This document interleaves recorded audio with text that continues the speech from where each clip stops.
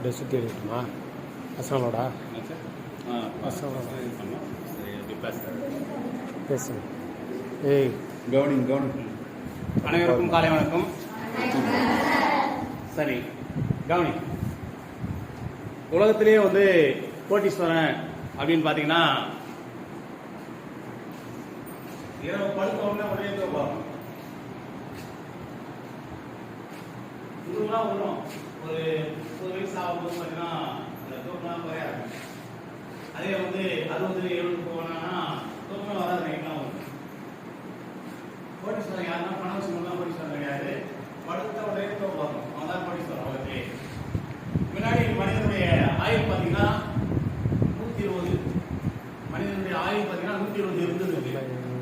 ஒரு சிலர்லாம் கிராமத்தில் சொல்லுவாங்க, எங்கள் தாத்தா 110 வயசு வாழ்ந்தாங்க, 105 வயசு வாங்கினாங்க அப்படின்னு சொல்லி. முன்னாடி 120 இருந்து அதுக்கப்புறம் அது 100 ஆச்சு. 100 வருஷம் ஆயுள் அப்படின்னு சொல்லுவாங்க. அந்த 100 வந்து பார்த்தீங்கன்னா இப்போதைக்கு வந்து ஒரு கணக்கெடுப்பு என்ன சொல்றாங்க, ஆண்களுடைய சராசரி ஆயுள் வந்து 63 வயசாம், பெண்களுக்கு வந்து 72 வயசாம். ஏன் படிப்படியாக பார்த்துட்டு வந்து பார்த்தீங்கன்னா நம்மளுடைய உணவு பழக்கம். இந்த உணவு பழக்கம்லாம் பார்த்தீங்கன்னா இப்போதைக்கு வந்து நம்ம அது என்ன சொல்றது, நாம விஷத்தை தான் சாப்பிடணும். அதாவது என்ன சொல்றது, வெள்ளிய விஷயம் அப்படின்னு கூட சொல்லலாம். சத்தான உணவு பொருட்கள்லாம் சாப்பிட்றதே கிடையாது. இந்த கேழ்வரகு, கம்பு இதெல்லாம் சாப்பிடணும் அப்படின்வாங்க. ஆமை சோறு ஆயிலை கூட்டம், ஆமை சோறு ஆயிலை கூட்டம்.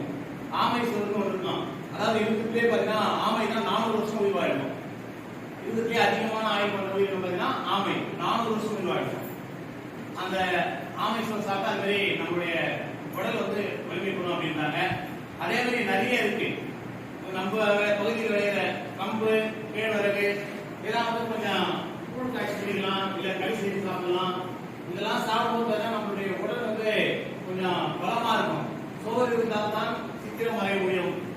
நம்ம உடம்பு நல்லா இருந்தா நீ எத்தனாலும் சாதிக்கலாம்.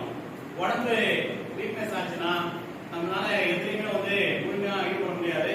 அதனால நம்ம உடம்பை பாதுகாக்கணும்னா குறைஞ்ச அளவு வாரத்துக்கு ஒரு நாள் 2 நாள் இதுமாரி சிறுதானிய உணவுகள், அதுக்கப்புறம் பார்த்தீங்கன்னா கீரை வகைகள்லாம் வந்து நிறைய சாப்பிடுங்க. சாப்பிட்டு நல்ல ஆய்வோட வாய்ப்பு இருக்கிறது. நன்றி.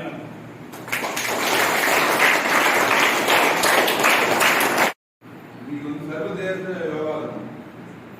சர்வதேச யோகா தினம்னா உலக நாடுகள் அனைவருக்கும் யோகா தினம். யோகா பண்றதுனால உடலுக்கு வந்து நல்ல வலுப்படும், மனம் வந்து ஒருமுகப்படும். யோகா வந்து ஆயிரக்கணக்கான யோகா இருக்கும்.